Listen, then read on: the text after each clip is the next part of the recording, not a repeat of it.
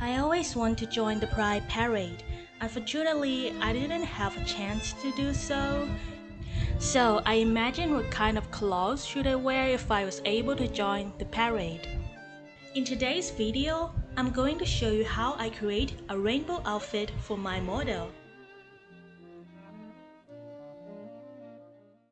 So here are my sketches from the first to the last designs. At first, I want this outfit to have some Y2K vibe, so I designed it to feature a halter top. I don't know if the final design still look Y2K. Anyways, I'm quite satisfied with it. And this is the color taste.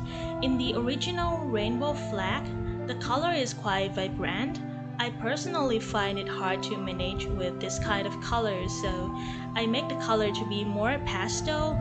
Also, I try to shift the color to be kind of oranges so that it will look harmonious with my warm skin tone. I use the existing model that I have, then I delete all layers of element that I didn't want so that I can replace it with a new clothing. I started blocking the color first.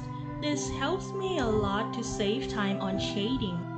In the past, I struggled with making my painting a lot because I mostly use a soft brush to create art, so I have to keep painting over and over again until we could block all the color gaps. As you can see, I designed a wedding veil as the hair decoration. This was inspired by the idea of equal marriage. Some countries in human world still don't have a law for same-sex marriage, which is very unfair.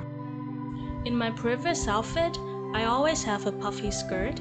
Before this time, I designed a skirt with a different silhouette. It kind of looks like a mermaid tail, which reminds me of the story of The Little Mermaid by Hans Christian Andersen.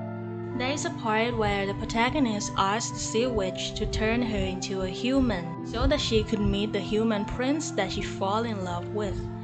But with human legs, every step that she takes is painful, as if her feet were being stabbed by knives. I read some articles and learned that this might metaphor how LGBT people are forced by the society to hide who they are or change to be something that they are not. On the halo-like accessory, I added the roses as decorations because these flowers represent love. I want each petal to have colors of rainbow flag, but I painted it to be red first. Then I added an overlay layer on the top of the roses layer to change the color to be rainbow. I find it easier this way. To finish it, I adjusted the colors and added more detail to the lighting. When it comes to creating gems and beads, I always create a single gem first, then I copy and paste the rest later. And this is the power of digital painting.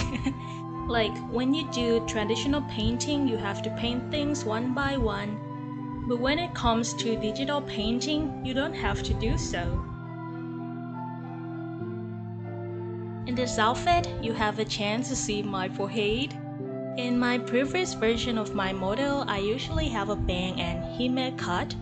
Anyways, I want something new this time. I don't know if you will notice it, but I never use the color white in any of my model design. Maybe you say I'm lying, but it's the truth. My teacher told me to avoid using white in any painting because it will look powdery. And as I say, my model have warm skin tone. Using the warmer version of white, which is creamy white, will flatter my model. Actually, this was supposed to be the finished version, but I feel like the clothing was so simple. The most outstanding thing about this costume is the hair decoration. When I look at the halter top and skirt solely, I feel like it was not special yet. So I decided to change the design of the top and added a rainbow scarf to the model. This happened to me many times. When I finish designing something, I feel like, why does it look so simple? Like at first I feel like this design must be very beautiful, but when I see the finished version, I think that there are more details that I can add to make it look more interesting. It took me a long while to paint this scarf, but I think it is worth the time spent. In the final result, it makes the whole outfit look more special. Comparing to the first version, it looked much better. Next, it is time for me to rig the model. At first, I just wanted to make a video where I design an outfit in illustration form. Then I thought that it might be fun to create a whole new outfit for my model too.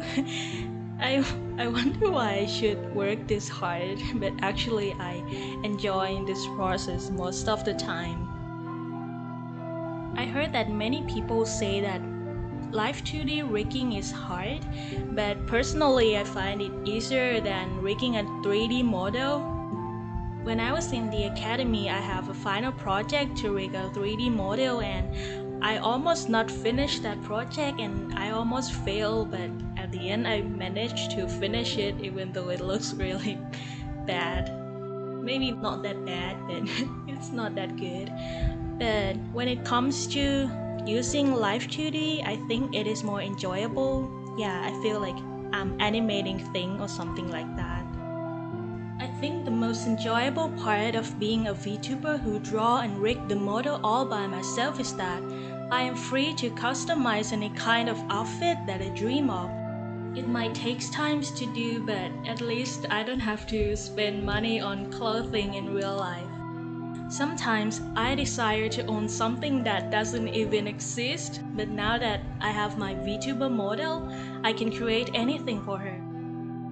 I feel like I should have made this video earlier because this video will be released almost at the end of the month, so I thought that it might be a bit late, but maybe it's not. Pride Month celebration should not be limited only in June of each year. I think we can still show support for the whole year or any time that we want. Finally, I finished rigging the model. Look at how lovely it is. I already added the physics. The accessories and clothing look so bouncy. I just love it.